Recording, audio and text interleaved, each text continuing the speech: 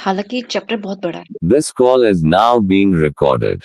This chapter is actually very, very, very, very vast and इसका importance भी है, but exam point of view से आपको बहुत ही लिमिटेड बता रही हूँ उसके अंदर, एग्ज़ाम पॉइंट ऑफ व्यू से। अदरवाइज़ इसके अंदर जानने के लिए, समझने के लिए इन रियल लाइफ़ भी बहुत सारी चीज़ें हैं, ठीक है? पहले तो इस चीज़ को पॉइंट को हम अच्छे से यहाँ पे समझ लेते हैं कि जो हमारी बॉडी में रिप्रोडक्शन होती है मेल एंड फीमेल से पहले, एक मीटिंग से पहले हमारी बॉडी कितनी सारी प्रिपरेशंस करती है। तो उसके अंदर कुछ चीज़ें हमारी इन्वॉल्व होती हैं जिसको हम कहते हैं आइदर प्राइमरी और सेकेंडरी। आप वो प्राइमरी ये वाली स्पेलिंग भी लिख सकते हो। हमें आदत ये वाली प्राइमरी और सेकेंडरी बनाने की होती है। अगर आप चलो मैं वो लिख देती हूँ। Primary and secondary. इसमें क्या होता है प्राइमरी जो हम जिसको कहते हैं प्राइमरी क्या काम करता है प्राइमरी एक्चुअल में वो सेल उन चीज़ों की फॉर्मेशन कर रहा है जैसे कि गैमीट्स हो गए ओवम हो गया एग मतलब उसको बनाने का जो काम होता है वो काम जो करता है वो हमारा प्राइमरी वाला काम कर रहा है प्राइमरी सेक्स ऑर्गन करते हैं सेकेंडरी जो करता है उसके अंदर जितने भी हमारे जैसे कि ग्लैंड्स जो रिक्वायर्ड हैं उसके लिए ठीक है और जो स्ट्रक्चर है जिस स्ट्रक्चर के अंदर ये सब कुछ हो रहा है जैसे कि यूट्रस है उसके अंदर फैलोपियन ट्यूब्स आती हैं ठीक है और यहाँ पे अगर हम बात करें तो पीनस की बात करते हैं टेस्टिस की बात करते हैं तो ये सारे क्या है हमारे सेकेंडरी सेक्स ऑर्गन्स हैं इन फीमेल्स ब्रेस्ट है that is all comes to the secondary sex organs ठीक है लेकिन अगर सीरीज को समझे तो सीरीज क्या होती है सीरीज को समझ लेते हैं एक बार मैम सीरीज क्या कह रहे हो कुछ समझ नहीं आ रहा तभी तो समझाना चाह रही हूँ एक मिनट जी यहाँ तक ठीक है सीरीज से मतलब क्या होता है कि रिप्रोडक्शन के अंदर हम स्टेप बाय स्टेप की बात करते हैं पहले जैसे कि मैंने कहा प्राइमरी देन आप समझिए कि सेकेंडरी इसके साथ ही चल रहा है इसलिए इसको ब्रैकेट में लिख रही हूँ ठीक है इन दोनों के इन्वॉल्वमेंट से यानी कि मेल और फीमेल के हमने जो यहाँ से स्पर्म आया और यहाँ से ओवम आया मीटिंग हुई that is called as fertilization ठीक है ये हो गया फर्स्ट स्टेप ये हो गया सेकेंड स्टेप ठीक है एंड आफ्टर दैट फर्टिलाइजेशन को हम ये क्या बनाता है फर्टिलाइजेशन से हमें क्या मिलता है वी गॉट जाइगोट zygote. ठीक है फिर क्या होता है ये जाइगोट जो होता है ना मूव करके कहाँ पे लग जाता है यूट्रस की वॉल पे that is called as implantation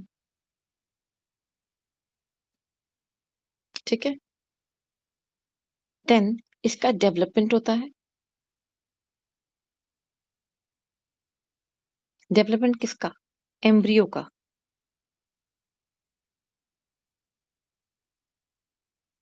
ठीक है देन 9 मंथ्स का पीरियड स्टार्ट होता है और इस 9 मंथ्स के पीरियड को क्या क्या क्या कहते हैं हम जेस्टेशन पीरियड ठीक है एंड देन जब बेबी बाहर आया उस डिलीवरी को क्या कहते हैं हम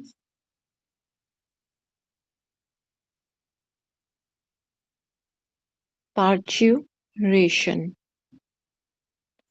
और इसको दूसरी भाषा में या कहीं और बहुत ही इजी वे में कहें तो कहेंगे चाइल्ड डिलीवरी ठीक है एंड देन जब ये सब कुछ हो गया उसके बाद क्या होता है लैक्टेशन पीरियड ये क्या होता है फीडिंग ठीक है यानी कि बेबी को फीड करने का जो टाइम पीरियड होता है वो सारा कुछ इसके अंदर आता है तो अभी हमारे पास जो पढ़ने के लिए है ना एक तो हमने प्राइमरी सेक्स ऑर्गन पढ़ना है और सेकेंडरी सेक्स ऑर्गन के बारे में थोड़ा सा ब्रीफ बस पता होना चाहिए सेकेंडरी वैसे हमारे कोर्स में नहीं है ठीक है उस पर क्वेश्चंस भी नहीं आते ठीक है प्राइम बस पता होना चाहिए कि ये कुछ चीजें ऐसी हैं उसके स्ट्रक्चर के बारे में नहीं पढ़ना वो सब चीजें नहीं पढ़नी ठीक है फर्टिलाइजेशन में भी डीप में नहीं जाना बस फर्टिलाइजेशन नाम की एक चीज होती है आपस में मिल जाती मीटिंग होती है फर्टिलाइज करता है ओवम के साथ स्पर्म फर्टिलाइज होता है उसको हम जाइगोट कहते हैं जब वो जाके यूट्रस की वॉल पे लग जाता है, उसे इम्प्लांटेशन कहते हैं, ठीक है? फिर वहाँ पे डेवलपमेंट स्टार्ट होती है, ये भी कोर्स में नहीं है, ये भी कोर्स में नहीं, कुछ भी नहीं है हमारा। सिर्फ़ आपके साथ नाम-नाम इन्वॉल्व्ड है, ठीक है? देन 5th 9 मंथ स्टार्ट होते हैं, ये तो बिल्कुल ही नहीं है, क्योंकि ये अकेले में अपने में 6 मंथ्स का कोर्स है, अकेले में, ठीक है? ये अकेले में क्या है 6 मंथ्स का कोर्स है। 1 सेकंड।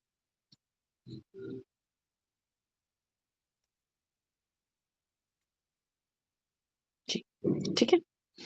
और फिर आता है चाइल्ड डिलीवरी, पार्चुरेशन। इसमें भी आपको कुछ ख़ास नहीं जानना, बस इतना 1-2 चीज़ों के बारे में है लाइक हमारे कोर्स में भी नहीं है इस वज़ह से। बस इतना है कि हाँ, उसको पार्चुरेशन कहते हैं। जो स्टेप्स के कुछ नाम हैं, बेसिक नाम है, मेजरली उन नाम को भी कभी-कभी पूछ लिया जाता है। ज़्यादा कुछ ख़ास नहीं, ठीक है? Then 7th is a lactation period, feeding period, ठीक है? इसमें से हमें मेजरली क्या पढ़ना है? सिर्फ़ ये वाला पार्ट। ठीक है? बाकी कुछ नहीं पढ़ना? नहीं, सिर्फ़ नाम पढ़ने हैं और थोड़ा बहुत उसकी बहुत ही माइनर डिटेल, बहुत ही माइनर, जिसे कहते हैं ना सिर्फ़ एक ब्रीफ में अगर हम कहें 1 या 2 लाइन डेफिनिशन टाइप, जिसे आप कह सकते हो। सिर्फ़ डेफिनिशन बेस्ड रहेगा, ठीक है? चलिए, ये लिख लीजिएगा, ये स्टेप्स को समझने में आगे के लिए भी जब आप आगे अपनी खुद की मेहनत करोगे, पढ़ोगे, तो ये आपको काम आएगा, ठीक है? आप समझते हैं रिप्रोडक्शन अपने में क्या है? थोड़ा-सा ब्रीफ ले लेते हैं। अभी तक मैंने आपको स्टेप समझा दिए हैं रिप्रोडक्शन से पहले कि ऑर्गन्स और सेल्स कैसे इन्वॉल्व्ड होते हैं, ठीक है? It is a process by which our genetic material is passed on from one generation to next generation। मतलब कि ये एक ऐसी प्रक्रिया है जिसके अंदर हमारे पूर्वजों का जो पिछले कई पीढ़ियों से चलता आ रहा है, उनका जो आप समझे एक जेनेटिक मटेरियल के नाम पर उनकी इंफॉर्मेशन हमारी बॉडी में सेव्ड है, ठीक है? हर एक की बॉडी में उनके पूर्वजों की कुछ जेनेटिक यानी कि कुछ उनकी इंफॉर्मेशन सेव्ड है। वो इंफॉर्मेशन कोई बुक की तरह नहीं है, वो एक जीन्स की तरह है और वो जीन्स में उनके कलर, हाइट, आदतें, ये सब कुछ चीज़ें ऐसी हैं जो उसके अंदर ऐसे जीन के मटेरियल में सेव्ड होती हैं, ठीक है? और ये हर बार एक जनरेशन में नेक्स्ट जनरेशन तक पास होती है। ये प्रकृति का बड़ा खूबसूरत नियम का आप कह सकते हो जिसकी वजह से इवोल्यूशन होता है। जो कोई भी नए-नए फीचर्स, कुछ नया बदलाव, ये हमेशा एक नई नेक्स्ट जनरेशन के अंदर जो नई जनरेशन आती है, उसके अंदर देखने को मिलता है। हमेशा प्रीवियस जनरेशन से जो आने वाली या आई हुई या अभी नेक्स्ट जनरेशन जो होती है, कोई ना कोई डिफरेंसेस देखने को मिलते हैं। देन वो माइनर भी हो सकते हैं, वो मेजर भी हो सकते हैं। तो लेकिन डिफरेंसेस हमेशा देखने को पाए जाते हैं। अगर कोई ये कह दे कि ये तो माता-पिता की जैसी आँखें नहीं हैं या आदतें नहीं हैं, तो आप बहुत ही बाय डिफ़ॉल्ट इस बात को समझ लेते हैं और कह भी देते हैं, अच्छा नाना जी पे गए होंगे, नानी माँ पे गए होंगे, दादाजी पे गए होंगे, दादी माँ पे गए होंगे। हम मैटरनल साइड को थोड़ा कम काउंट करते हैं, पैटर्नल साइड को ज़्यादा काउंट करते हैं। मीन्स ननिहाल को कम काउंट करते हैं, ददियाल को ज़्यादा काउंट करते हैं। इन जनरल है, ह्यूमन नेचर है और कुछ नहीं। ठीक है? This maintains continuation of the species जैसा मैंने वही आपको बताया इवोल्यूशन मीन्स एक जो जाति है, अब जाति से क्या मतलब आया जैसे कि पशु-पक्षी हैं, हम मनुष्य हैं। वैसे तो नहीं उस बात पे नहीं जाते चलो छोड़ो। ठीक है? ये अलग-अलग स्पीशीज़ हैं, अलग-अलग जातियाँ हैं। ये ख़त्म ना हो जाए, इसलिए ये भी जो आगे नई जनरेशन का बनना है, वो इन सब चीज़ों को मेंटेन करके रखता है। क्या? रिप्रोडक्शन, ठीक है? It involves passing of genetic material from parent cell to a daughter cells. Daughter cells का मतलब यहाँ पे सिर्फ़ और सिर्फ़ यही है कि वो इन्फॉर्मेशन जो एक सेल के पास खुद थी, उसने उसको या तो 2 में डिवाइड करा होता है, ठीक है? या फिर उसने उसको 1 में डिवाइड करा होता है। अब 1 वाला और 2 वाला क्या बात है, वो आपको याद होगा शायद माइटोसिस, मेयोसिस आपको सबको याद होगा। आई रियली होप वो सबको याद है बात। कि माइटोसिस किसके अंदर होती है? कौन बताएगा सुम्मा जी? कौन से सेल के अंदर माइटोसिस होता है? मैम जो ग्रोथ वाले होते हैं। Correct, very nice. ये किसने आंसर दिया? प्रेरणा। प्रेरणा जी, मैंने सुमा जी से पूछा था। कोई प्रॉब्लम नहीं, हम आगे बढ़ते हैं। आपने आंसर सही दिया। माइटोसिस जो होता है हमारी बॉडी में, उसमें क्या होता है, यहाँ पे हल्का सा इसका ग्लिम्स लेते हैं पुरानी क्लास का। जो माइटोसिस है, मैं MIT करके लिख रही हूँ, और यहाँ पे मियोसिस का ये, ठीक है, ये हमारी बॉडी में ग्रोथ, रिपेयर, इनका काम करता है, ठीक है, मेजरली। और ये क्या काम करता है, ये सिर्फ और सिर्फ हमारे सेक्स सेल्स के अंदर ही मिलता है, ठीक है, सिर्फ और सिर्फ वही मारा जाएगा और कहीं नहीं मियोसिस होता।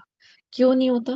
ये देता है हमें 23 पेयर, यानी कि इन टोटल 46 क्रोमोसोम होते हैं, लेकिन वो पेयर में होते हैं, अलग इंडिविजुअल इंडिविजुअल नहीं होते हैं। ये तो बनाते हैं 23 सिंगल सेट, ठीक है। सिंगल सेट क्यों बनाते हैं? सिंगल सेट इसलिए बनाते हैं कि इसके पास अगर क्रोमोसोम का जो 23 क्रोमोसोम है, अगर ये पूरे ही 46 कर देगा, 46 कर देगा, तो मेटिंग के टाइम यानी कि फर्टिलाइजेशन में, या कहीं जाइगोट जो बनेगा, उसमें तो फिर इसकी संख्या बहुत ज्यादा हो जाएगी। और इतनी संख्या का जो बच्चा होता है, वो तो हमारे यहाँ होता ही नहीं, मतलब वो ह्यूमन तो बनेगा ही नहीं फिर, ठीक है, मतलब कि वो ह्यूमन तो बनेगा ही नहीं। तो प्रश्न ये उठता है, जो मेरे मन में बहुत उठता था, मुझे नहीं पता आप लोगों के मन में कभी एक प्रश्न उठा या नहीं उठा, मेरे मन में बहुत उठता था कि ऐसा कैसे हो सकता है कि जो ये 46 का हमने आधा कर दिया, 23 पे हम ले आए उसको, और यहाँ से 23 मेल के आए, 23 फीमेल के आए। एक मिनट,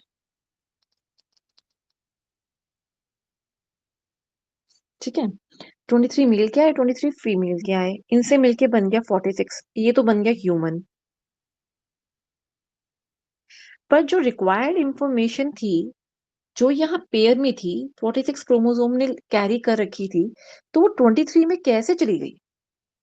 वो तो इंफॉर्मेशन आधी हो गई, वो तो पूरी पहुंची ही नहीं फिर, इसका मतलब यानी कि एक का हाथ आएगा तो दूसरे का हाथ नहीं आएगा क्या? तो मेरे अंदर थोड़े अजीब से सवाल थे इसके बारे में। तो आई डोंट नो किसी और के हैं या नहीं, पर हाँ ठीक है। तो ये 23 जो पेयर हैं, इनको जब हम अलग सिंगल सेट के अंदर ले आते हैं, 23 क्रोमोसोम्स के अंदर सिंगल सेट के अंदर ले आते हैं, देयर इज नो पेयर, ठीक है, सेक्सेस के अंदर कोई पेयर नहीं होता। मियोसिस उसी को कहते हैं, ठीक है। तो जब ये 23 वाले होते हैं ना, तो इसमें एक चीज होती है कि ये जो सेट है ना, डबल वाला, इसमें ना हर एक की कॉपी होती है, मतलब ए की कॉपी ए, बी की कॉपी बी, ऐसे समझने के लिए सिर्फ समझा रही हूँ, ये ऐसा होता नहीं है, ये ऐसा नहीं होता, वैसे इनका कॉपी बनी होती है। मीन्स अगर एक पेयर क्रोमोसोम है तो उसमें ए ही होगा, but they are not identical to each other, they are similar to each other, कोई ना कोई स्लाइटली डिफरेंस जरूर होता है इनके अंदर, क्रोमोसोम्स के अंदर, ठीक है। तो ये एक नए सेट को तैयार करती है, और ये भी एक नए सेट को तैयार करती है हर बार, ठीक है। यानी कि जो 23 के पेयर टूटे, यानी कि ये ऐसे ए है, ये बी है, ये सी है, ये डी है, ऐसे मान लीजिए पूरे जी तक है हमारे, ABCDEFGH तक, जेड तक हमारे 26, मान लीजिए 26, सॉरी 23 है, तो हमारे बीच में XYZ तक हमारा बनता है, ठीक है, एक्स वाई तक हमारा XY तक हमारा बन गया। गुणसूत्रों की बात हो रही है ना ये? हाँ जी, गुणसूत्र की बात हो रही है, करेक्ट। गुणसूत्र जो होते हैं वो 23 पेयर में होते हैं नित्या जी, ठीक है। लेकिन जब पेयर यानी कि 46 होते हैं, अगर हम शरीर में बाकी सेल्स की बात करें तो उनके अंदर 46 जा रहे हैं, लेकिन जब सेक्स सेल्स की बात करते हैं तो उसके अंदर सिर्फ 23 होते हैं, पेयर नहीं होता, अकेला होता है वो, ठीक है। पेयर में इसी वजह से नहीं होता क्योंकि मेटिंग के टाइम पर, यानी कि जब जाइगोट बनना, एक बेबी बनना है, उसका जो सेल बनेगा, तो वो 23 माता से लेगा और 23 पिता से लेगा, तो 46 बन गए, 46 कंप्लीट हो गए। और ये जो क्रोमोसोम का नंबर है ना, इससे आइडेंटिफाई होता है कि वो ह्यूमन है या नहीं है। ये हर एक स्पीशी का अपना अलग अलग क्रोमोसोम का नंबर होता है। आप अभी इस टाइम पे इस चीज को ऐसे ही समझ के चलिएगा प्लीज, इसमें और भी एक्सेप्शंस होती हैं, बट फिलहाल अभी हम इसको ह्यूमन के नाम पे ही चलेंगे। डॉग होगा तो उसमें क्रोमोसोम लेवल अलग होगा, काउंट अलग होगा, बाकी अलग होंगे, सबके काउंट अलग अलग होंगे, बात सब में यही चलती है, ठीक है। डिफरेंस होता है, पर अभी हम जानवरों को नहीं पढ़ेंगे, ठीक है। तो ये यहाँ से 26 आगे ऐसे करके 23 हमारे पास बन के आ गई है।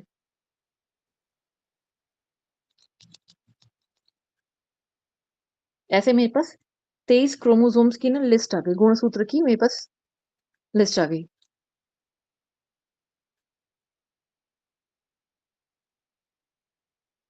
ठीक है, 23 की लिस्ट आ गई। अब यहाँ तो डबल था, इसकी कॉपी चल रही थी, ठीक है? पर यहाँ पे अब सिंगल कॉपी चल रही है, ठीक है? ये सिंगल कॉपी चल रही है इनकी। अब यही आगे जाकर जो सिंगल कॉपी इसने बनाई और सिंगल कॉपी इसने बनाई, वो आके मीटिंग होती है इनकी और इसकी वजह से 46 वाला जो नया वाला बनता है, इसमें कुछ ना कुछ नया अवतार या नई बातें, कुछ नया कॉम्बिनेशन बनता है, ठीक है? और हर बार जब भी स्पर्म बनता है या हर बार जब भी ओवम बनता है यानी कि एग बनता है, ओवा जब भी बनता है, हर बार ये एक नए कॉम्बिनेशन के साथ बनता है। Means while waiting for the period से पहले जो एग बना था, उसमें हर बार हर महीने एक नया कॉम्बिनेशन बनता है, ठीक है? ऐसे ही स्पर्म सेल्स जब निकलते हैं या स्पर्म जो बन चुका है, वो स्पर्म जो होता है हर बार उसके पास भी एक नया सेट या एक नया कॉम्बिनेशन 23 गुणसूत्र का होता है। क्या ये बात समझ आई किसी को? हर बार रिपीट नहीं होता। अगर रिपीट होता होता तो बच्चे फिर हर बार सेम ही होते। उनमें डिफरेंस ही नहीं होता। आ गई मैम समझ। बस समझ आ गई? Very good, very nice Prerna ji, thank you. Means अगर किसी घर में एक बच्चा, दूसरा बच्चा, तीसरा बच्चा ऐसे हुआ है तो सारे सेम ही होते फिर वो। उनमें आपस में पहले से दूसरे में, तीसरे में, चौथे में कोई डिफरेंस आपस में वरना नहीं पाया जाता। मतलब कि जो हर महीने जो एग प्रोड्यूस होता हुँ, है वो हुँ, हमेशा डिफरेंट होता है, सेम नहीं होता है। करेक्ट। यही उसमें चीज है ना? कॉम्बिनेशन, क्रोमोसोम की कॉम्बिनेशन, करेक्ट। बिल्कुल हाँ। सही कहा आपने। क्रोमोसोम का कॉम्बिनेशन, सॉरी, गुणसूत्र का, क्रोमोसोम्स का कॉम्बिनेशन हर मंथ डिफरेंट होता है इन फीमेल्स। और अब मेल्स में तो भई मेंस्ट्रुएशन तो होती ही नहीं। तो जब भी इनका स्पर्म्स जब भी बनेंगे, हर बार एक डिफरेंट कॉम्बिनेशन के साथ बनेंगे। करेक्ट? जब भी बनेंगे, ठीक है? और फीमेल्स में जब भी एग बनेंगे, हमेशा डिफरेंट कॉम्बिनेशंस के साथ बनेंगे। करेक्ट? आई गेस अब मैं बिल्कुल क्लियर हूँ? किसी को कोई भी इस बात पे परेशानी की नहीं, समझ नहीं आया? और या मैम कोई जब भी डाउट? ट्विंस होंगे तभी। ट्विन्स में क्या होता है कि वहाँ पे 2 स्पर्म यानी कि डबल फर्टिलाइजेशन हो जाती है। तो वो इकट्ठे भी साथ में रहते हैं और ट्विन्स में प्रॉब्लम भी बड़ी लगती है। लोगों को ट्विन्स दिखते बड़े वो उसमें है, पर उसमें क्रोमोसोम्स की प्रॉब्लम भी बड़ी सारी देखने को मिलती है इन जनरल। मैम मीन्स पर वो ऑलमोस्ट सेम दिखाई देते हैं तो इसमें फिर वो उसमें सेम 2 ही। चीज़ें हैं। नहीं, उसमें 2-3 चीज़ें हैं। Either they can be identical, either they are just similar, और इनमें से कुछ भी नहीं, नन। यानी कि एक लड़का और लड़की हो सकते हैं, जेंडर ही अलग हो गया। ठीक है? या फिर 2 लड़कियाँ हैं लेकिन बिल्कुल एग्ज़ैक्ट सेम है, आइडेंटिकल ट्विन्स कहते हैं उनको। वो बिल्कुल सेम है, सिमिलर है, सब कुछ सेम है उनका, ठीक है? या फिर 2 डिफरेंट लड़कियाँ पैदा हुई हैं, लेकिन उनकी शक्लें आपस में नहीं मिलती। जैसे अभी एक रुमीरा डायलक आई थिंक एक एक्टर हैं, उनकी 2 डॉटर हुई, ट्विन डॉटर्स हुई थी, बट वो आइडेंटिकल ट्विन्स नहीं थी। ठीक है? ऐसे ही कई कॉम्बिनेशंस आपको देखने को मिलते हैं। इन जनरल जो होता है वो आइडेंटिकल देखने को मिलता है हमें, इन जनरल। मेरे घर में खुद में बहुत सारे हैं, उसमें लड़का-लड़की का कॉम्बिनेशन है। लेकिन उनकी फेसेस उनकी शक्ल जो है आपस में मिलती ज़रूर है but they are not identical to each other, ठीक है? और नन में यही जो मैंने आपको बता दिया, नन में ये चीज़ होती है। और डीएनए में डिफरेंस लेकिन दोनों का मिलता है। जो आइडेंटिकल वाले भी होते हैं ना, अब आज की डेट में उनको आइडेंटिकल इतना कहा नहीं जाता। डीएनए तो इन दोनों को भी डिफरेंट मिलेगा। इनके फिंगरप्रिंट्स भी डिफरेंट मिलेंगे। इतना डिफरेंस है दोनों में। इसलिए ठीक अब है। इनको आइडेंटिकल कहना थोड़ा कम कर दिया गया है। क्योंकि आइडेंटिकल का मतलब होता है पूरा का पूरा, पूर्ण रूप से, अच्छे से सेम, मतलब कोई डिफरेंस है ही नहीं, ना बराबर भी नहीं, ठीक है? चलिए, this process requires sperm, male से, and the egg from the females. उसको हम कहते हैं fertilisation, is the process of the union. जब एक तो मेल के अंदर स्पर्म बन चुका, सेल बन चुका, फीमेल के अंदर भी एग बन चुका। अब जब दोनों मिलेंगे तो उसका मिलने के पर उसको फर्टिलाइजेशन कहेंगे, जिसको हम ज़ायगोट यानी कि एक एग कह सकते, सॉरी, एक ज़ायगोट यानी कि ऑफस्प्रिंग, यानी कि जब बेबी की फॉर्मेशन होने लगी है उससे पहले का जो स्टार्टिंग कहेंगे कि अब बेबी बनने लगा है। अब एम्ब्रियोनिक डेवलपमेंट स्टार्ट होगी, तो उससे पहले जो सेल दोनों आपस में मिल गए हैं ना, उनको हम ज़ायगोट बोलते हैं। और ज़ायगोट का जो प्रोसेस है उसे फर्टिलाइजेशन बोलते हैं। ज़ायगोट बनने से पहले जो ज़ायगोट बन रहा है, उस प्रोसेस को हम क्या बोलते हैं? Fertilization. Means male plus female zygote बनेगा यहाँ पर, सेल, हाँ, सेल, पर उस प्रोसेस को हम क्या कहेंगे? Through the process of fertilization, तब ज़ायगोट बनेगा। ठीक है? Okay. When fertilization occurs, the zygote will possess 46 chromosomes. ठीक है, क्योंकि 23 दोनों ले लिए। अब एक प्रॉपर फर्टिलाइजेशन की कैरी फॉरवर्ड अब आगे हो जाएगी। अब आगे क्या होगा? ये ज़ायगोट वहां यूट्रस की वॉल पे जाके चिपक जाएगा, चिपका हुआ होगा, और चिपकने के बाद ये सारा प्रक्रिया स्टार्ट हो जाएगी, डेवलपमेंट स्टार्ट हो जाएगी। ठीक है, यूट्रस की वॉल पे। कुछ लोगों को लगता है वेजाइना की वॉल पे, वेजाइना की वॉल पे नहीं होता।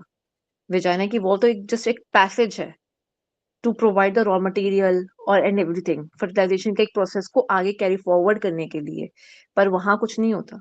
ठीक है, यूट्रस में होता है।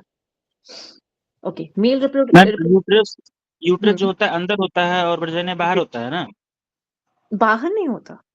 फीमेल का रिप्रोडक्टिव ऑर्गन जो है वो बॉडी के अंदर है, वहीं मेल का जो रिप्रोडक्टिव ऑर्गन है उसे कहते हैं प्रोट्यूड, यानी कि वो शरीर से बाहर है, पेल्विक कैविटी से बाहर है, अंदर नहीं है। नहीं, अभी अभी दो शब्द का प्रयोग करी, एक वर्जाइना और एक जो हम्म, वो उसके वॉल पे वो जाके चिपकता है। जी वो अलग है, एक मैं दिखा देती, आपने प्रश्न यहीं पे किया तो मैं आपको दिखा देती। ये रहा, ये बाहर नहीं होता, ये होता अंदर ही है। यही वो ओपनिंग होती है जो पीरियड्स की ओपनिंग है, वो भी यही है। Vaginal opening for receiving the sperm, यही वो सेम ओपनिंग है।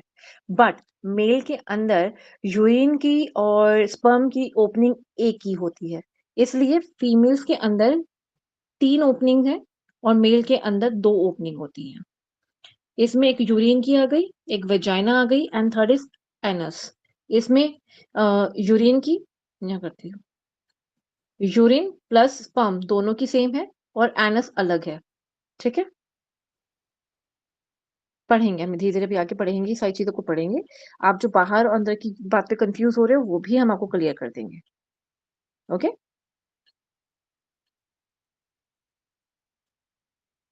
ओके।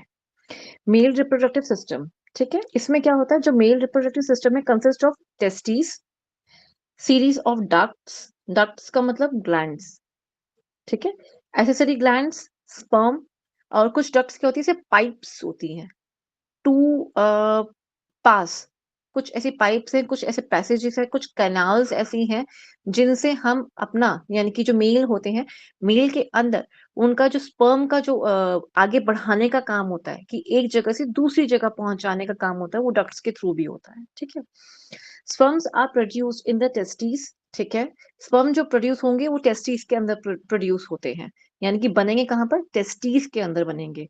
ठीक है, एंड आर ट्रांसपोर्टेड, एक जगह से दूसरी जगह उसको लेके जाया जा रहा है, कहाँ पे? Through the reproductive ducts. किसके थ्रू लेके जाया जा रहा है? उस रास्ते का नाम क्या है? अगर आप अपने घर से अपने ऑफिस तक जाते हैं तो इस रास्ते का कोई एक नाम है ना, ऐसा ही एक रास्ता है जिसे हम रिप्रोडक्टिव डक्ट्स बोलते हैं। ठीक है, उनके थ्रू जाया जा रहा है, वो क्या है? एपिडिडाइमस, ये नाम आता है। डेफरेंट डक्ट्स, डेफरेंट ये 2 डक्ट्स होती हैं। ठीक है, इसके बारे में पढ़ेंगे अभी। वैसे तो इसमें इतना नहीं दिया हुआ, बट इतनी रिक्वायरमेंट भी नहीं है वैसे, पर मैं थोड़ा सा बता दूंगी। इजैकुलेटरी डक्ट होती है जिसके थ्रू पीनस से बाहर निकलता है, स्पर्म बाहर निकल पाता है। ठीक है, and urethra respectively, urethra means last opening जो होती है वो वाला पार्ट। ठीक है, the accessory glands, accessory gland से मींस ये वैसे तो प्राइमरी नहीं होते, मतलब इनका इनको मेन नहीं माना जाता, इनको ये नहीं कहा जाता कि इसके बिना, या कहें कि ये सर्वप्रथम काम कर रहे हैं, ये शुरुआत कर रहे हैं, ऐसा कुछ नहीं है। मतलब ये बस सपोर्टिंग ग्लैंड्स की तरह होते हैं। एसेसरी जब लिखा आता है ना, तो हमेशा समझ जाइए कि वो उस सिस्टम का पार्ट नहीं है। आप ये समझो करेक्ट कि आप ना वो एक सिस्टम का पार्ट नहीं है, मतलब इस सीरीज़ के अंदर नहीं आता। वो यहाँ कहीं पे या यहाँ कहीं पे होगा। जैसे कि हम लीवर को जानते हैं, पैनक्रियाज़ जानते हैं, डाइजेस्टिव सिस्टम के अंदर, तो उनको एक्सेसरी ग्लैंड्स लेते थे। वो सिस्टम के मतलब कि जो कैनाल थी हमारी एलिमेंट्री कैनाल, उसके अंदर नहीं था, उसके बाहर था। इसलिए उसको एक्सेसरी ग्लैंड्स का नाम दिया गया था। ठीक है? लेकिन ये पार्ट है, इनके साथ काम होना या इनसे काम लेना ये इम्पोर्टेंट है। ठीक है? तो प्रोड्यूस मैम सिक्रीशन इसमें एक्सेसरी ग्लैंड्स कौन से हैं? आएँगे, नाम आएँगे, रुको। Produce secretions that become part of semen. ये कुछ ऐसी सिक्रीशंस देते हैं जो कि हमारे पार्ट ऑफ सीमेन बनता है। जैसे कि हमारा आता है प्रोस्टेट ग्लैंड आता है, ठीक है? ये वाले ग्लैंड्स जो होते हैं ये हमें हेल्प करते हैं किसके अंदर?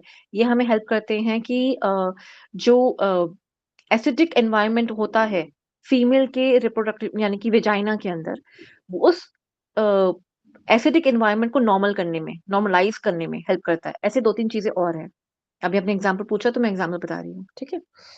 इन the semen the fluid that is ejaculated from the urethra, यानी कि जो फ्लूइड बाहर निकला जिसमें स्पर्म भी था, वो फ्लूइड जब बाहर निकला यूरेथ्रा के थ्रू बाहर, उसके अंदर कुछ सिक्रीशंस, उसके अंदर कुछ फ्लूइड या उसके अंदर कुछ सिक्रीशंस मिलेंगी जो इन एक्सेसरी ग्लैंड्स के माध्यम से करी गई थी। ठीक है? वो ये कहना चाह रहा है। These glands are seminal vesicles. हाँ जी, एक ये है प्रोस्टेट ग्लैंड है जो मैंने अभी बताई थी, and then bulbo urethral gland, इसे कॉपर्स ग्लैंड भी बोलते हैं। काउ पर्स ग्लैंड, ठीक है? बल्बो यूरेथ्रल को। Organs in the male reproductive system, ये क्वेश्चन इंपॉर्टेंट है, ये आता है। ठीक है? ये इंपॉर्टेंट है। ठीक है? स्क्रॉटम जिसके अंदर टेस्टिस पाई जाती हैं, ये बॉडी के बाहर है। ठीक है? बॉडी से बाहर मीन्स जो हमारी पेल्विक कैविटी होती है उससे बाहर है। ठीक है? देन पीनस, ये भी पेल्विक कैविटी के बाहर है। टेस्टिस स्क्रॉटम के अंदर पाया जाता है। एपिडिडाइमिस ये अंदर का एक पार्ट है। ये भी डक्ट्स भी अंदर ही मिलती हैं। इजैकुलेटरी डक्ट्स जो ये भी अंदर पाई जाती हैं। बाकी यूरेथ्रा जो होता है वो पीनस का पार्ट आता है। ये सारा कुछ अंदर पाया जाता है बॉडी के अंदर। ठीक है? यहाँ पे एक बार देख लेते हैं। दिस इज स्क्रॉटम, ठीक है? इसके अंदर ये टेस्टिस है। ठीक है? यहाँ से देख लेते हैं, ज़्यादा बेहतर रहेगा। हुँ। ये जितना आप पार्ट देख पा रहे हो, ये वाला पार्ट, ये सॉफ्ट स्किनी होता है और ये बॉडी से बाहर होता है। इसे हम प्रोट्रूड बोलते हैं। अगर इंग्लिश में हम बोलें या टेक्निकली हम बोलेंगे तो दिस इज़ प्रोट्रूशन, ठीक है? प्रोट्रूड होता है, बाहर निकला हुआ होता है, अंदर की तरफ नहीं होता। जैसे फीमेल ऑर्गन्स जो होते हैं रिप्रोडक्टिव ऑर्गन, वो बॉडी से बाहर नहीं है, वो बॉडी के अंदर है। ठीक है? सेकंडली यहाँ पे इसके अंदर देखिए ये है टेस्टिस, ये पूरा जो अंडाकार है, इस पूरे अंडाकार को 1 मिनट, ये पूरा जो अंडाकार है, इसको हम टेस्टिस बोलते हैं। इस वाले पूरे पोर्शन को, ठीक है? इतने पोर्शन को। अब इससे जो ये जा रही है, इसको 2 मिनट रुक जाओ। ये इसी का पार्ट ही है। एक्सटेंशन कह सकते हैं आप इसको, ठीक है? देन एपिडिडाइमिस ये वाला पार्ट है, जो हम इसके अंदर पढ़ रहे थे ये। एपिडिडाइमिस ये, ये वाला पार्ट आता है, ठीक है? डक्ट्स आ गई, ओके। यूरेथ्रा स्पिंटर्स जैसे स्पिंटर्स हमारे पास होते हैं, वैसे ही सेम स्पिंटर्स इनके पास भी होते हैं यूरेथ्रा में। Means to control the urine, when to pass out, when not not to pass out, जो कंट्रोलेशन का आपको बताया था, स्मूथ मसल और स्केलेटन मसल वाला पार्ट बताया था कि वैसे तो स्मूथ मसल के होते हैं, थोड़ा टाइम के लिए कंट्रोल कर सकते हैं, फिर then they can release it out जब उनका मन, जब वो आई मीन करना चाहें, एनवायरनमेंट ठीक है, हाइजीन लेवल ठीक है, देखकर होता है ना कि हमने बाहर नहीं जाना, किसी और को वॉशरूम यूज नहीं करना, तो mentally we are not prepared कि हमें कहीं और वॉशरूम यूज करना है, तो इवन इनके पास भी सेम ऐसे ही कंट्रोल लेवल होता है। ठीक है? कि वो सेम एक्सटर्नल स्पिंटर्स जो होते हैं, मीन्स अगेन एक जब लिमिट हो जाती है भरने की, उसके बाद जब यूरिन पूरा भर जाता है, उसके बाद एक लिमिट होती है, बताते हैं बॉडी अगेन सिग्नल देती है कि you have to pass the urine, अब आपको जाना चाहिए। तो थोड़े टाइम तक हम कंट्रोल कर सकते हैं, उसके बाद कंट्रोल नहीं कर सकते, तो ये स्पिंटर्स हेल्प करते हैं उसके अंदर। ठीक है?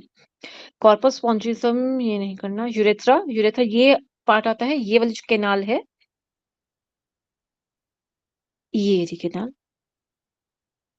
ये वो कैनाल है जिसके थ्रू यूरिन पास होता है। इसी के साथ हमारी कैनाल यहाँ पे एक और मिल रही है, ये जो स्पर्म इसके अंदर ऐड करवा देती है। एक बार देखते हैं इसको फिर से, ये देखिए यहाँ यूरिन बना, किडनी ने बनाकर इसमें यूरिनरी ब्लैडर में डाल दिया, करेक्ट। अब यहाँ पे टेस्टिस ने स्पर्म बनाया, इसके थ्रू ऊपर पहुंचा दिया, यहाँ ये इतना पास करके आता है इतनी दूर तक। और ये डक्ट सेमिनल वेसिकल यहाँ पे होते हैं, बताऊंगी मेरे को। तो यहाँ से इसके अंदर जाके यहाँ मिल जाता है, तो दोनों का मिलान यहाँ पे हो जाता है। ऐसा कुछ सिस्टम डाइजेस्टिव सिस्टम के अंदर था, कौन याद कर सकता है वो क्या था? मैम वो पेनक्रियास वाली डक्ट और लीवर वाली डक्ट, जो बाइल जूस निकलने वाला। Common hepatic duct. ठीक है, वेरी गुड अंकिता जी, वेरी नाइस। जो जो पढ़ते हैं ना उसको पीछे पीछे रिलेट करना उनके लिए इजी हो जाता है। रिवाइज करते रहें साथ साथ में, ठीक है। मुझे पता है बाकी सब करते रहेंगे, थोड़ा बिजी हैं आजकल, पर मुझे पता है करते रहेंगे। वेरी गुड, ठीक है। वेसाइकल क्या करती है? वेसाइकल ना इसके अंदर ऐसे करके ना कुछ गोले गोले गोले गोले गोले होते हैं, ठीक है। ये एकदम से फट जाते हैं, ऐसे पूरे बस्ट हो जाते हैं। इनके अंदर होते हैं केमिकल्स, इन सब के ना कुछ केमिकल्स होते हैं। आप वो केमिकल्स को कह सकते हो कि सिक्रीशंस होती हैं। वो केमिकल्स हमारे यूज होते हैं आगे फॉर द स्पर्म, तो वो आगे मूव कर पाते हैं, ठीक है। उनकी मूवमेंट आगे प्रॉपर्ली हो पाती है। इन्होंने वो नहीं दिखाया, इसमें मैंने एक रखा था शायद, 1 सेकेंड। मैंने ऐड किया था एक,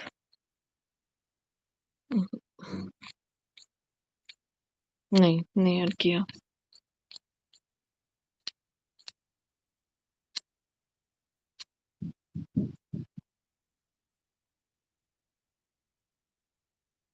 ओके, इतनी ही आपको मेजरली वैसे समझनी है इसके अंदर कि कैसे क्या चीज होती है। ग्लैंड्स के बारे में हम थोड़ा थोड़ा पढ़ेंगे साथ साथ में, बट आपको पढ़ना सिर्फ इसके अंदर इतना ही है, ठीक है। अब एक मेजर पॉइंट आता है जो यहाँ पे नहीं दिया हुआ, शायद दिया हुआ है, आगे दिया हुआ है sorry, scrotum. Soft skinny tissue का बना हुआ होता है ये स्कॉटम, बहुत ही लूज एंड लाइट पैकेज होता है ये। सैक मतलब बैग, बोरी, ठीक है। Sac of skin that covered to the testis between upper thighs, thighs में जंघा में ऊपर की तरफ, यहाँ पे उसके पीछे पीनस के पीछे होता है, उसके नीचे होता है और उसके पीछे होता है, ठीक है। The scrotum controls temperature, very very important point. Testes अपना काम लो टेम्परेचर पे कर पाते हैं। जो हमारा बॉडी का टेम्परेचर है विच इज 37 डिग्रीज सेल्सियस, उस पे वो काम नहीं कर पाता। उसको 2 से ढाई टेम्परेचर डाउन चाहिए होता है, डिग्री डाउन चाहिए होता है, so that it can prepare sperms, ठीक है। उसके लिए एक टेम्परेचर लेवल ग्रेडियंट जो है वो थोड़ा कम होना चाहिए, इसलिए ये बॉडी के अंदर नहीं है, बॉडी के बाहर है, ठीक है। The temperature within the scrotum is about 96 Fahrenheit, slightly lower than the body temperature. जो खुद की बॉडी का अंदर का टेम्परेचर है वो थोड़ा ज्यादा होता है और ये नियरली कम होता है। इस पे क्वेश्चन आता है which is nearly 2 to 2.5 degrees का डिफरेंस हो जाता है जब बाहर, बॉडी के बाहर जो होता है टेम्परेचर वो इतना कम होता है बाहर, ठीक है। Which is necessary for the production of the viable sperm, ठीक है। अब पीनस की बात कर लेते हैं एक बार। बहुत कम दिया इन्होंने, पर लेकिन आई थिंक इतना काफी है, ज्यादा इन डिटेल जाने की नीड भी नहीं है कि डक्ट्स कैसे काम कर रही हैं एंड विच आर रिक्वायर्ड, लेकिन फिर भी थोड़ा थोड़ा बता दूंगी साथ साथ में, ठीक है। मैम इज इट पेनिस और पीनस? देखिए ये ना एक कंट्रोवर्शियल क्वेश्चन है। कुछ जगह पे इसको अभी भी पीनस ही बोला जाता है और कुछ जगह पे इसे पेनिस ही बोला जाता है, बट द करेक्ट प्रोनाउंसिएशन जो now world is pronouncing it's पीनस। Okay. Okay, ठीक है। The पीनस delivers sperms into the vagina of female, यानी कि जो माता की जो योनि है उसके अंदर डिलीवर करा जाता है, स्पर्म डाला जाता है। जब वो चला जाता है in the through the reproductive tract, vagina एक ट्रैक्ट है सिर्फ, ठीक है। क्या वहां रिप्रोडक्शन हो रही है? नहीं। क्या फर्टिलाइजेशन वहां हो रही है? नहीं। क्या एम्ब्रियोनिक डेवलपमेंट यानी कि बच्चे का बड़ा होना एक छोटे ऑफरिंग से पूरा बच्चे का बाल स्वरूप बनना, फीटल डेवलपमेंट होना, भ्रूण काल बनना, क्या वहां पे होता है? नहीं। ठीक है, ये सिर्फ एक पैसेज है। ठीक है, it is a cylindrical shape and consist of head, glands of penis. Glands of penis क्या होता है? ये वाला पार्ट, यहाँ नहीं दिया हुआ और देखा। ठीक है, ये वाला पार्ट जो होता है ना, इसे कहते हैं ग्लैंड्स ऑफ पेनिस। ठीक है, देन बॉडी पार्ट आता है इसका, एंड देन रूट, यानी कि 3 पार्ट के अंदर पीनस को डिवाइड करा गया। The one is head, second is the body, third is the root. Root means जो बिल्कुल बॉडी के अंदर चला जाता है ना पार्ट, वो वाले पार्ट को हम कहते हैं root. And the centre part is body. सिर्फ स्टार्टिंग का हेड वाला पार्ट है, जहां पे ये वाला पार्ट जो है, this is the head, this is the body, and the rest is the root वाला part. Okay, glans penis is covered with loose skin called prepuce. Prepuce word हो सकता है शायद आपसे पूछ लिया भी जाए, या फिर फोर स्किन के नाम से भी इसको जाना जाता है। ग्लैंड्स ऑफ पेनिस पूछा जा सकता है। ठीक है, internally it is composed of 3 cylindrical masses of spongy tissues containing blood sinuses. इसके अंदर जो ग्लैंड्स ऑफ पेनिस है, जो ये इसकी फोर स्किन है, इसके अंदर कुछ ब्लड वेसल्स होती है, ब्लड साइनसेस बेसिकली होते हैं, जिसकी वजह से यहाँ पे वैसे लेयर्स नहीं में पढ़नी, क्या लेयर्स होती हैं, इसके अंदर कुछ जो जगह है वहां पे मेन ब्लड का सर्कुलेशन वहां पे हमारा पाया जाता है। ठीक है, so that it will be like toxins and everything का हर जगह पे जहाँ पे होना चाहिए, क्योंकि मसल मास में या मसल टिश्यूज के अंदर वैस्कुलराइजेशन होनी चाहिए। When blood flows through these sinuses is minimal, the penis is loose and soft. जब इसके अंदर ब्लड फ्लो जब होता है, थोड़ा कम होता है, सॉरी, जब थोड़ा कम होता है तब ये सॉफ्ट होता है। जब ब्लड सर्कुलेशन बहुत ही तीव्रता पे होता है तब ये इरेक्टेड होता है, मीन्स ये स्ट्रेट होता है उस टाइम पे। ठीक है, the sexual stimulation triggers the dilation of the blood arteries in the penis. The blood sinuses filled with blood means क्या है? मान लीजिए साइनसेस का मतलब क्या होता है? गड्ढे, खाली जगह। ठीक है, ये साइनसेस है, मान लीजिए ये खाली जगह है, फॉर एग्जाम्पल ना, ये साइनसेस है। यहाँ पे जब ब्लड फिल हो जाएगा, पूरा फिल हो जाएगा, then it gives a dilation, means तब ये इरेक्शन की तरफ ये हेल्प करता है। बिफोर दैट ये सॉफ्ट रहता है, और ये लाइक एक स्पॉन्जी सॉफ्ट रहता है, लूज रहता है। ठीक है, मैम बलून की तरह, जैसे कि बलून ऐसे ही रहता है और जब उसमें हवा भरी जाती है तो वो बड़ा हो जाता है। करेक्ट, बिल्कुल सही एग्जाम्पल दिया आपने, बहुत ही मैचेबल एग्जाम्पल है, आप बहुत इजीली इस चीज को अंडरस्टैंड कर सकते हैं। ब्लड आया, नाउ साइनसेस के अंदर भर गया, मीन्स उन गड्ढों के अंदर भर गया। Now it is easy to erected. ठीक है, इजी टू इरेक्टेड। ठीक है, उसको हम इरेक्शन में से बोलते हैं, इजी टू इरेक्ट नहीं, उसी को ही इरेक्शन बोलते हैं। ठीक है, then and the penis becomes erect and large, थोड़ा बड़ा हो जाता है, stuffed and the firm, quite firm. Okay, firm से मतलब रिजिड हो जाता है, थोड़ा सा सख्त हो जाता है। The erect penis is capable of penetrating the female vagina to deliver sperm and semen during the sexual intercourse. वो ये कहना है कि अगर ये पेनिट्रेट नहीं कर पाएगा, पेनिट्रेशन के लिए इसका इरेक्ट होना इंपॉर्टेंट है। Loose and soft won't be able to eject, यानी कि वो स्पर्म नहीं डाल पाएगा। क्यों नहीं डाल पाएगा? क्योंकि विजाइना के अंदर जा नहीं पाएगा, एंड विजाइना में जाने के लिए इसको इरेक्ट एनलार्ज यानी कि बड़ा होना जरूरी है। स्टफ मीन्स थोड़ा सा हार्ड होना जरूरी है, तभी वो इजैकुलेशन के लिए विजाइना इनके ट्रैक में, सारी विजाइना में जो विजाइनल एक ट्रैक्ट है उसके अंदर वो जा पाएगा और वहां पे अपनी इजैकुलेशन यानी कि सीमन वहां पे रिलीज कर पाएगा। ठीक है, देन मिड पीस क्या कहना चाहता है? Containing mitochondrial, mitochondria provides ATP. इसके मिड पीस के अंदर ना एनर्जी कंटेनिंग पैकेट्स हैं, मींस एटीपी बनाने वाले। माइटोकॉन्ड्रिया में पता ना पावर हाउस, तो यहाँ पे वो एटीपी पाए जाते हैं, वो एनर्जी पाई जाती है यहाँ पे for the movement of sperms in females. होता क्या है, यहाँ ना, ओके यहाँ से समझ लेते हैं, कोई दिक्कत नहीं है। यहाँ जब स्पर्म बन रहे थे ना, यहाँ पे जब स्पर्म बन गए, यहाँ से बाहर निकाले गए, तो यहाँ पे ये वाला जो पार्ट है ना, ये वाला, यहाँ जब यहाँ पे स्पर्म बन रहे थे ना, तो ये धक्के से ऐसे करके बाहर फेंकते हैं, चलो बाहर निकलो, बाहर निकलो, तुम बन गए हो, निकलो बाहर। यहाँ पे आया, इसने भी धक्का दिया, चल निकलो बाहर, निकलो निकलो निकलो निकलो, यहाँ से निकल गए बाहर। अभी तक ना आपको पता होगा कि स्पर्म ना कुछ इस तरह का होता है और फिर पीछे टेल जा रही होती है उसकी, इसको फ्लैजिला बोलते हैं। ये काम करता है फ्लोट करने का, भागने का काम करता है, हेल्प करता है भागने के लिए।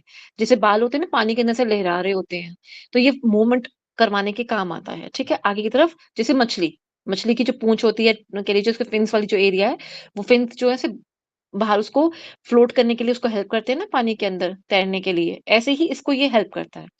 तो जब तक ये बॉडी के अंदर है, मेल बॉडी के अंदर है, ये काम नहीं करता। ये काम नहीं करता। पर इसको सिखाया जाता है चिड़िया के बच्चे की तरह कि तुमने वहाँ जाके फीमेल रिप्रोडक्टिव ऑर्गन के अंदर तुमने फ्लोट करना है, तुमने कैसे जाना है, तो तब उसको बताया जाता है कि ये तुम्हारे काम ऐसे आएगा, तुम अभी यहाँ पर इस वक़्त इसको थोड़ा पुश करके इसको आगे निकाला जाता है, कि थोड़ा-थोड़ा मूवमेंट यहाँ स्टार्ट करो या कहें कि अभी धकेला जाता है सो दैट ये एनर्जी स्टोर रहे एंड जब फीमेल रिप्रोडक्टिव ऑर्गन के अंदर इनको इजैकुलेट करा जाए, छोड़ा जाए, तब ये ईज़िली वहाँ मूव आसानी से कर सकें, सो दैट ये ओवम से यानी कि एग से मिल सके, ठीक है?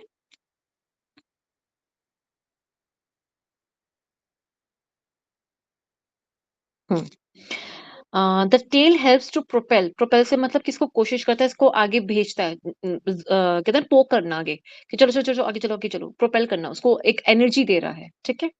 या हाँ, एनर्जी ज़्यादा करेक्ट वर्ड रहेगा। The tail helps to propel the sperm along its way, यानी कि वो जिस रास्ते पे जाना चाह रहा है, उसे वो एनर्जी प्रोवाइड करने का काम कौन करती है?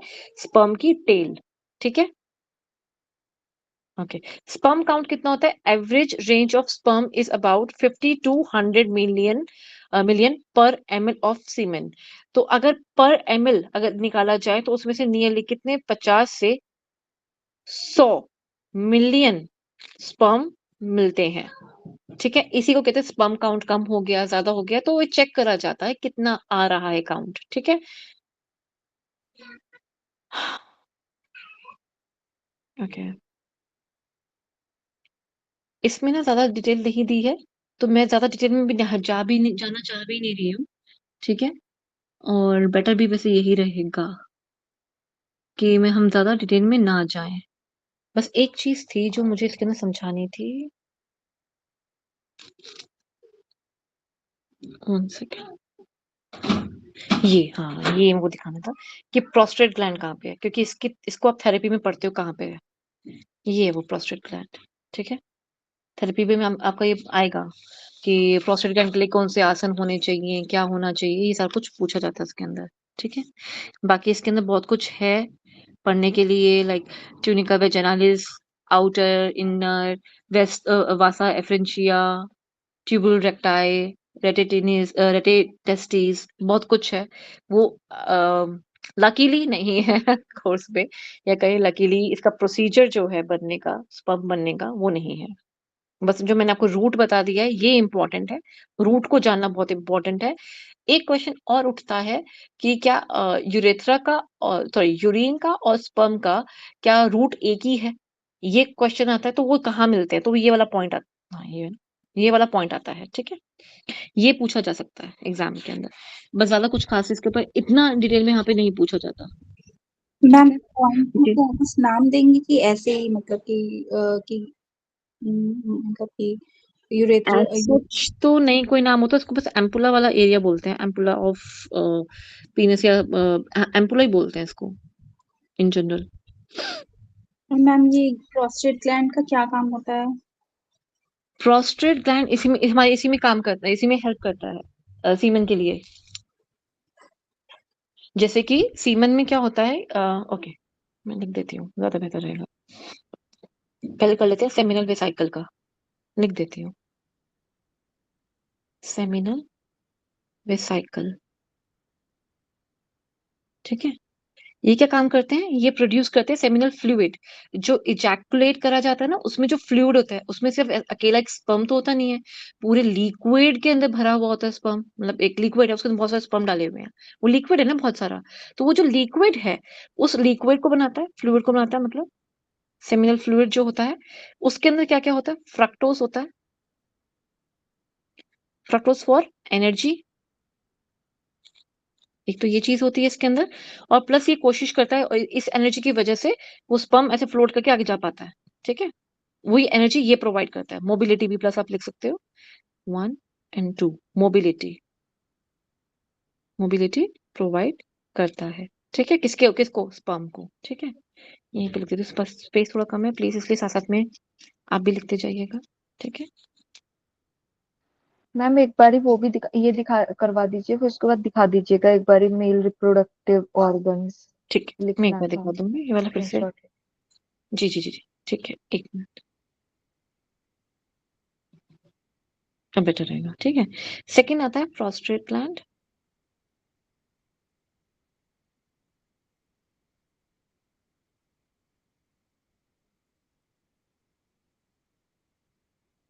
ठीक है, ये क्या करता है, एल्कलाइन फ्लूइड,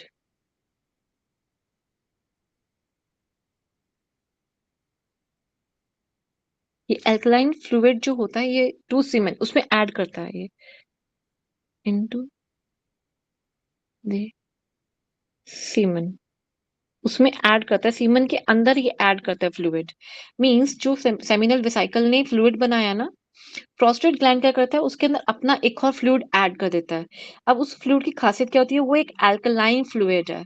अल्कलाइन फ्लूइड क्या करता है, कहीं भी अगर एसिडिक माहौल हो, उसे बफर मतलब उसको थोड़ा कम लाइट एसिडिक कर देता है, ताकि बॉडी आसपास कहीं पे जले नहीं और हार्मफुल इफेक्ट्स ना हो, कि अपर लेयर या अपर स्किन या अपर टिश्यू लेयर जो होती है वो जल ना जाए। ठीक है, अगर एसिडिक माहौल ज्यादा हो गया तो फिर आसपास का और भी नुकसान करेगी, सिर्फ टिश्यू को नहीं करती है, फिर आसपास की और भी चीजों को वो खत्म कर देती है। ठीक है, पर ये कहाँ पे करती है, इन फीमेल रिप्रोडक्टिव ऑर्गन के अंदर।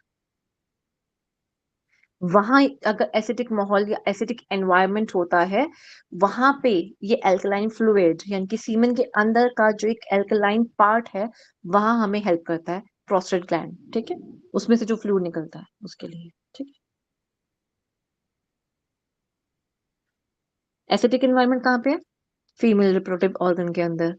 उसको नॉर्मलाइज यानी कि उसको एल्कलाइन लेवल पे लेकर आने का काम कौन करता है, सीमेन में पड़ा हुआ fluid.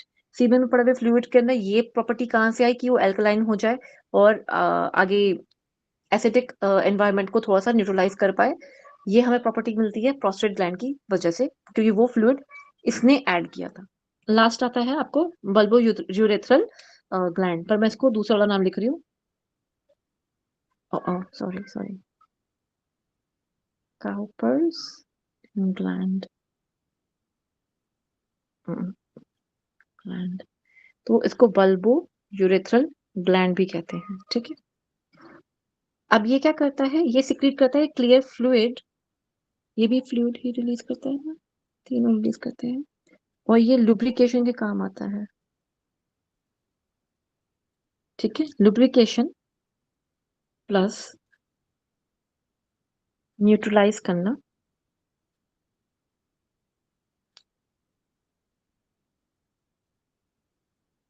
Neutralisation of what, urethra.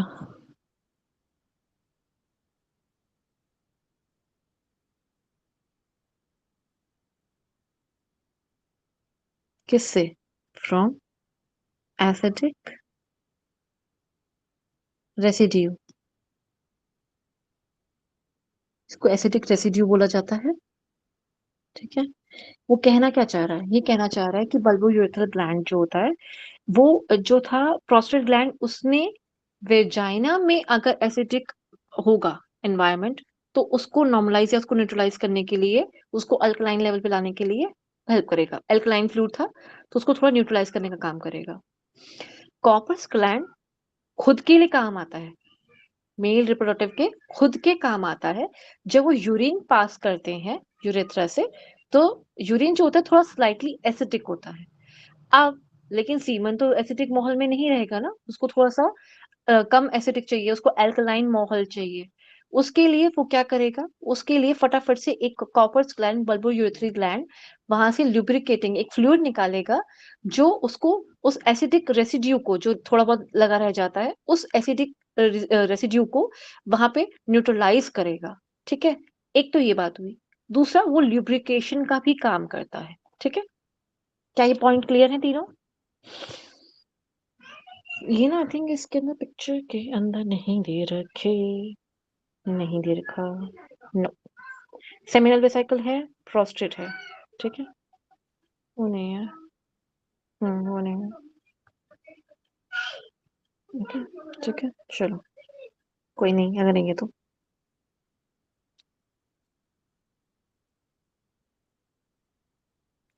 वैसे कॉर्पस क्लाइम ऊपर की तरफ दिखाएं तो इन जनरल होता तो जरूर है।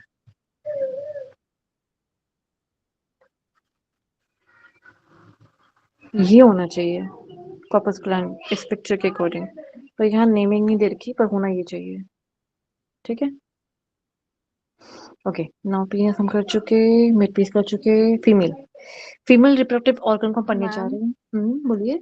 जैसे कि ये पोस्ट्रेट ग्लैंड है, जी, तो ये कोई हार्मोन सिक्रीट करता है या सिर्फ ये जो आपने फ्लूइड बताया सिर्फ यही नहीं सिक्रीट नहीं, करता हॉर्मोन्स है? भी सिक्रीट करता है, हॉर्मोन्स भी करता है, पर रिप्रोडक्शन के अकॉर्डिंग हमें सिर्फ इतना ही पढ़ना था, इसलिए सिर्फ उतना बताया, हॉर्मोन्स भी सिक्रीट करता है। अच्छा, सिर्फ वो इसका इतना हम काम होगा। हार्मोन में पढ़ लेंगे। हाँ जी। एक बारी मैम वो दिखा दीजिए, क्या? क्या मेल रिप्रोडक्टिव ऑर्गन, मैं एक मिनट, स्क्रीनशॉट ले लेती हूँ। ओके, मैं इसको हटा दूँ यहाँ से, एक सेकंड रुके। नहीं नहीं, इसके ऊपर लिखा हुआ है मैम। इसके ऊपर ये वाला? ये अच्छा अच्छा, ओके बस ठीक है मैम, ओके। ओके, ठीक यस मैम, थैंक यू। है। चलें, फीमेल रिप्रोडक्टिव सिस्टम पढ़ने जा रहे हैं हम।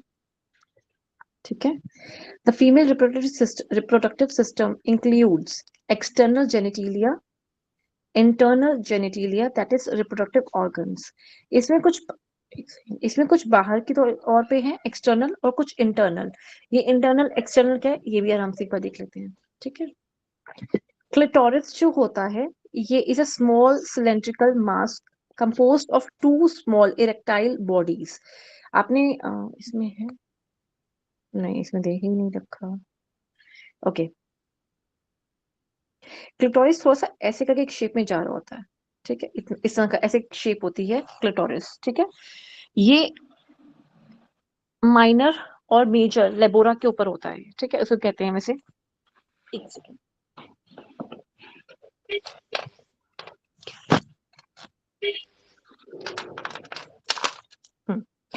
Clitoris is a small cylindrical mass, थोड़ा सा ऐसे करके मास जा रहा होता है सिलेंड्रिकल शेप में, पर ऐसा होता नहीं है। ये थोड़ा सा इसकी शेप थोड़ी डिफरेंट होती है, वैसे समझाने के लिए सिलेंड्रिकल बता रही हूँ मैं आपको यहाँ पर। ठीक है, mass composed of two small erectile bodies. The clitoris is located at the anterior junction, अग्र भाग में होते हैं किसके, लेबिया माइनोरिया, माइनोरा। ये इसकी पिक्चर होनी जरूरी है, इसमें क्यों नहीं दे रखा, इसमें नहीं दे रखा, पिक्चर के बिना ही क्लियर नहीं होता। कोई नहीं, I send you the picture, मैं इस पीडीएफ में अटैच कर दूंगी। ठीक है, इजी हो जाएगा वो समझना। The clitoris is like sorry, clitoris is like to glans penis in males. जैसे कि जो विजाइना का ओपनिंग होती है ना, जैसे ये फॉर एग्जांपल ये विजाइनल ओपनिंग है, इसके ऊपर का एरिया ऐसे होता है, ये वाला एरिया। ठीक है, ऐसे करके जा रहा होता है, तो बिल्कुल एक शेप में ही नहीं होता।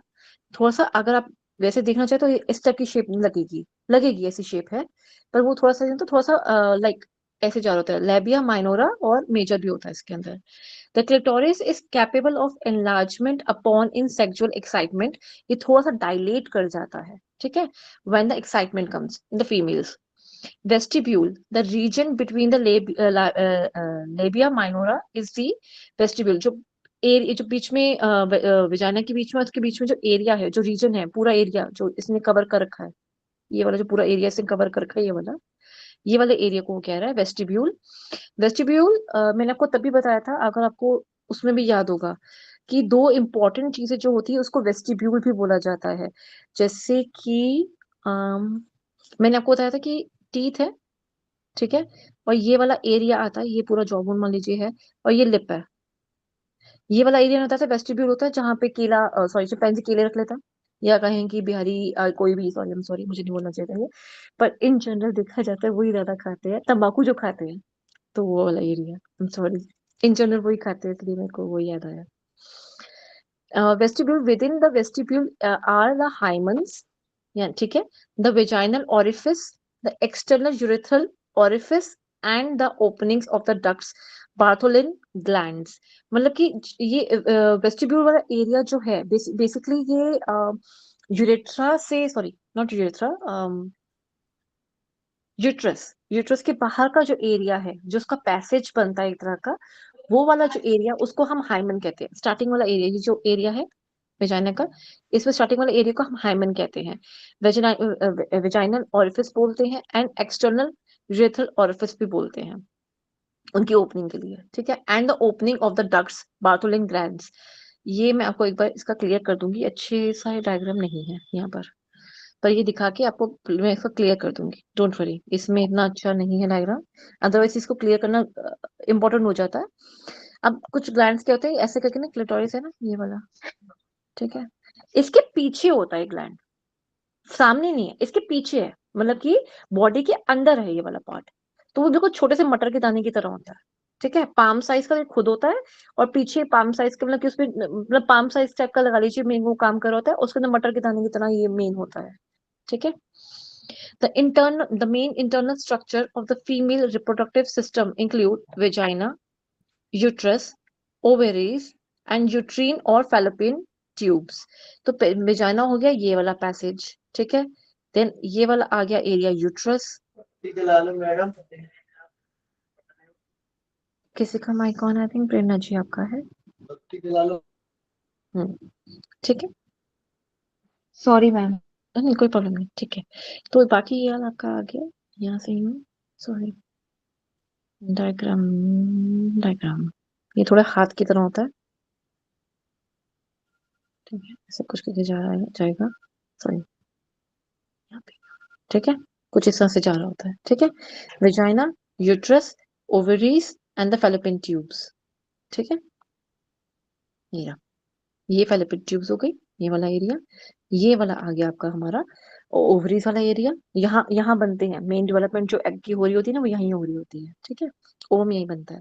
Then this is a uterus part, ये वाला पार्ट एंडोमेट्रियम, एंडोमेट्रियम होता है। मैं ना व्हाइट कलर लेती हूँ, 1 सेकेंड जी। ये है फेलोपियन वाला पार्ट, ठीक है, इतना ऐसे, ठीक है। जो पेनस होता है वो सिर्फ इतने तक में आता है, इससे आगे नहीं जा सकता, ठीक है। सर्विस तक के एरिया में रहता है यहाँ पर, ठीक है, यहाँ मतलब यहाँ तक सिर्फ, ठीक है। अब जब स्पर्म आ गए तो यहाँ से यहाँ आके ना फर्टिलाइजेशन वगैरह होगी, पर जो ओवम होता है ना, एग होता है ना, वो यहाँ बनेगा और फ्लोट करके धीरे धीरे धीरे करके यहाँ पे आएगा, ठीक है। फिर यहाँ मीटिंग वगैरह होती है, यहाँ आके चिपक जाएगा, इसकी वॉल पे आके चिपक जाएगा, ठीक है। उप्स सॉरी, इसकी वॉल पे आके चिपक जाएगा।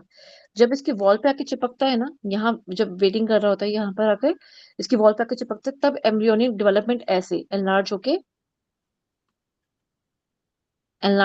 ऐसे एम्ब्रियोनिक डेवलपमेंट ऐसे स्टार्ट होती है यहाँ से, ठीक है। मैम हम्म जो वो फ्यूजन होता है तो वो हम्म मैम फैलोपियन ट्यूब में होता है कि ये यूरेट्रस नहीं, ये नहीं, यहाँ पे तो बनता है, बनने के बाद धीरे धीरे फ्लोट करके आएगा। मेरे को सीलिया हेयर्स बताए थे, टिश्यूज के, सीलिया बालों वाला, जी, वो यहाँ पे लगे हुए होते हैं, यहाँ पे होते हैं ऐसे ऐसे कांटेदार, वो उसको फ्लोट करा के यहाँ तक लेकर आते हैं,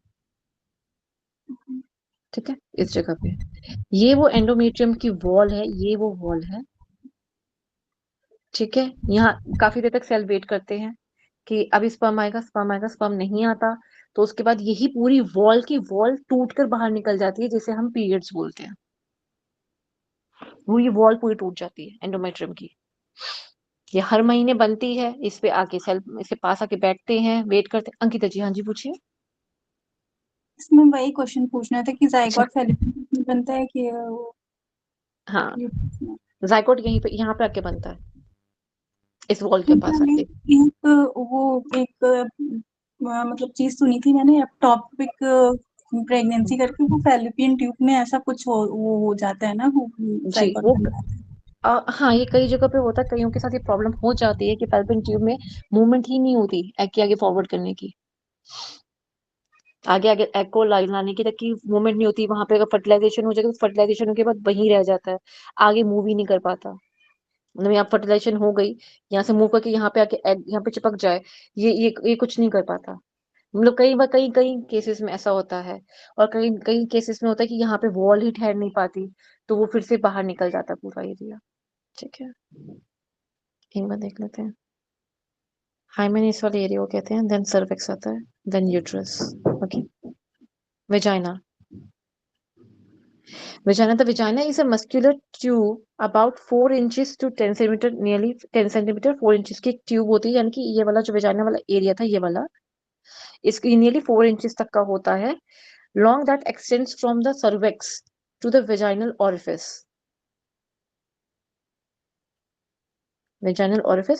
and to the cervix.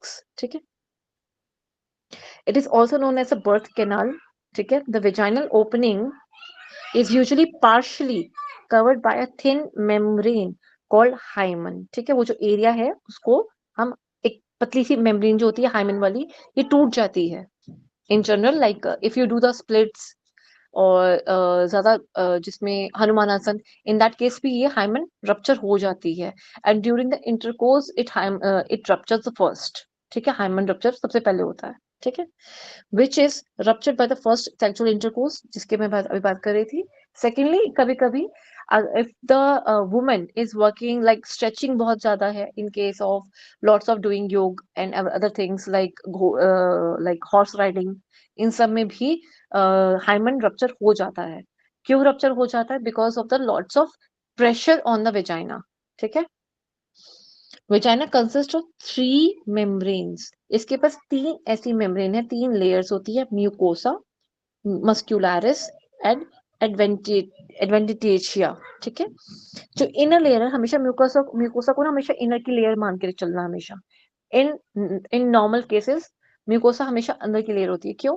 ये म्यूकस को बना के प्रोड्यूस करके वहां पे जो एक जेली एरिया, या कहें कि थोड़ा सा सॉफ्ट, जनरल वर्ड यूज करते हैं, थोड़ा सा सॉफ्ट और क्या कहते हैं उसको, रूखा ना रहे, और बहुत ही सॉफ्ट स्पॉन्जी एरिया बना के रखना है, उसके लिए म्यूकस की लेयर होनी बहुत जरूरी है। अदरवाइज वो एरिया बड़ा ही हार्श और थोड़ा ड्राई रहेगा। तो म्यूकोसा हमेशा ही जनरली इन जनरल बहुत ही कम ऐसी जगह होगी जहां पे म्यूकोसा की लेयर सेकंड लेयर में होगी। ठीक है, नहीं तो सिरोसा अंदर हो जाएगा।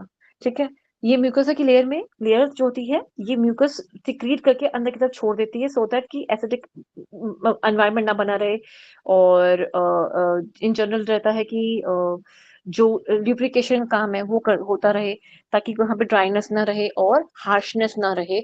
और अगर कभी कोई वहां से इन जनरल अगर कोई ऐसा एलिमेंट या कोई ऐसा सब्सटेंस, कोई ऐसी चीज वहां से गुजरेगी जो एसिडिक हो सकती है इन नेचर, उसको न्यूट्रलाइज करने का काम करे, तो म्यूकोसा हमेशा ऐसी वाली लेयर का काम, मतलब वो ये काम करती है म्यूकोसा, इसलिए हमेशा इनवर्ड में ये मिलेगी। रीजन बता रही हूँ, इन जनरल यही हमेशा लेयर मिलेगी। ठीक है, okay. Inner layer made up of squamous epithelium tissue. ये स्क्वामस मैंने कहा सबसे पतली लेयर यही होती है, स्क्वामस एपिथेलियल की, which secretes an acidic fluid in vagina. However, the alkaline contents of the semen neutralize the acidity of the vagina. जहाँ पे जैसे मैंने बताया कई जगह पे ये एसिडिक लेवल को कवर करती है, वहीं पे स्पेशली एसिडिक एनवायरनमेंट बनाती है। क्यों बनाती है? क्योंकि यहाँ पे आसपास का जितना भी अगर कहें कि जो इसके आसपास की लेयर्स हैं, अगर इसको जो एनवायरनमेंट चाहिए टू प्रोड्यूस और टू अवॉइड द टॉक्सिसिटी, उसके लिए इसको एक थोड़ा सा एसिडिक एनवायरनमेंट चाहिए होता है, इसलिए जो सिक्रीट करती है वो थोड़ा सा एसिडिक लेवल का फ्लूइड यहाँ पे सिक्रीट करती है। मस्कुलरिस जो होती है कंपोज्ड ऑफ, इसके अंदर का लेयर है, muscularis composed of smooth muscle layer, जो कि हमारे कंट्रोल में नहीं होती, that can stretch considerably to receive the penis during the sexual intercourse. अब ये तो थोड़ा सा एसिडिक माहौल दे रही थी पहले ये वाली लेयर, ठीक है।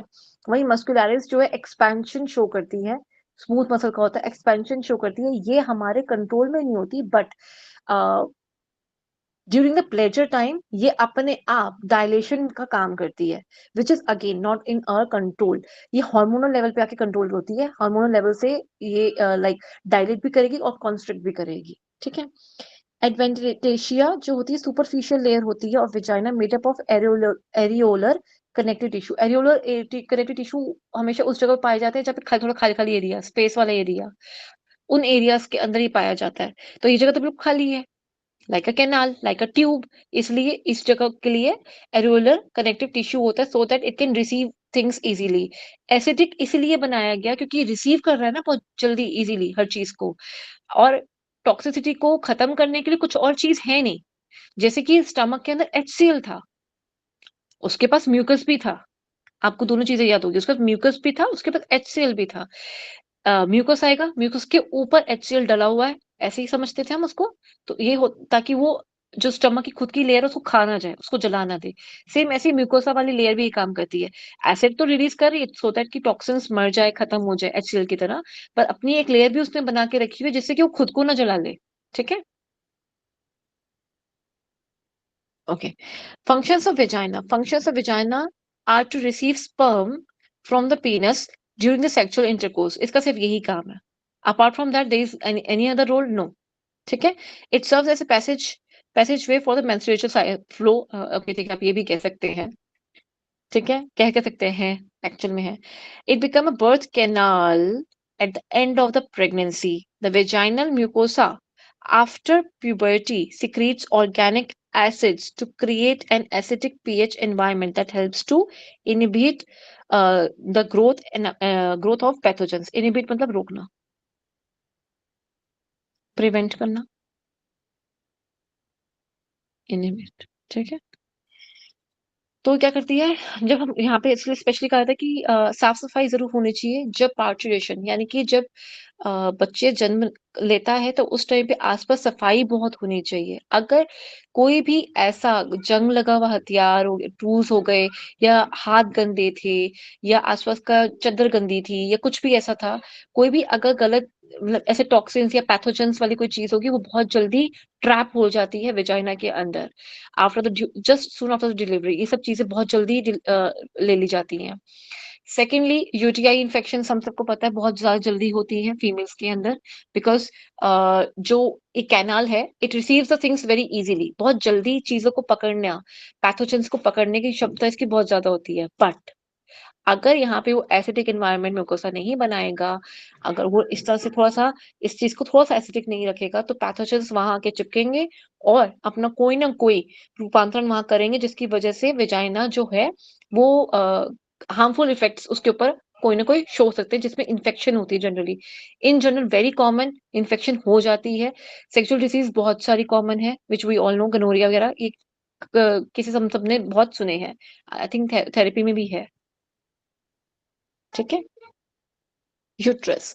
यूट्रस जो हमने देख लिया है, जिसे हम कहते हैं हिंदी बच्चादानी, और भी कुछ कहते हैं इसको, इसको एक और वर्ड भी कहते हैं, I really don't remember that one, but इसको एक और वर्ड भी बोलते हैं।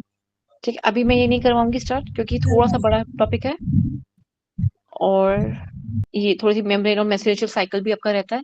तो I start it in the next class which is tomorrow. Okay, अभी तक सब कुछ क्लियर हो गया, ये पार्ट यहाँ तक का? Yes ma'am. ठीक है, और इसमें ना वेजाइना के ऊपर और थोड़ा सा पीनस के ऊपर थोड़ा सा आपको इन डिटेल में बता दूंगी, सिर्फ थोड़ा सा, just to have a clear picture that way, ज्यादा नहीं, ज्यादा देना नहीं है। एक आता नहीं है, और दूसरा इतना रिक्वायर्ड नहीं है जितना, लेकिन पिक्चर समझ आनी चाहिए, so that you can read further, आप इंफॉर्मेशन या याद कर सके, चीजें को समझ सके, आगे के लिए एक बेस बन जाए, उतना रिक्वायर्ड होना चाहिए मेरे अकॉर्डिंगली, इतना तो होना ही चाहिए, ताकि आपको आगे चलकर भी चीजें समझ आ सके। ठीक है।